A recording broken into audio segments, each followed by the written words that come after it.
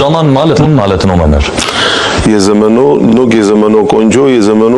ብርቅጄ ማለት ነው ይሄንን ቅጽል ስም የሰጠው አንዱ መምሩ ነው ያን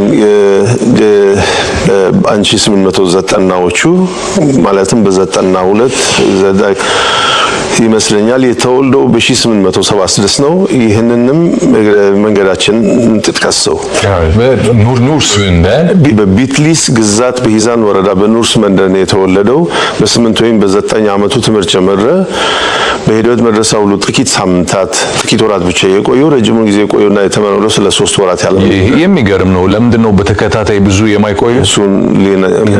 ለህነትና ማስችሎታ በከፍተኛ ደረጃ በአንድ ሰው ላይ በረቂቅ ሁኔታ መገኘቱን ለመግለጽ ይቅርታ በዲዛማን የሚለው ቅጽል ስም ተሰጠው 90 መጽሐፍትን በቃሉ ማጥናቱ እንዲያውም በአንድ ቃል ለመጠይቅ ላይ አገላለጽ አለ እና 90ውን መጽሐፍት ግግዳውን ያየመከለሱ እንዲያውም አብሮት የነበረው ገጄ ወደ ውስጥ ሲገባ የሆነ መንፈሳዊ መንገድ ተከታይ ሆኖ ዚክር እየደረገ መስሎት ነበር እነዚያን 90 መጽሐፍት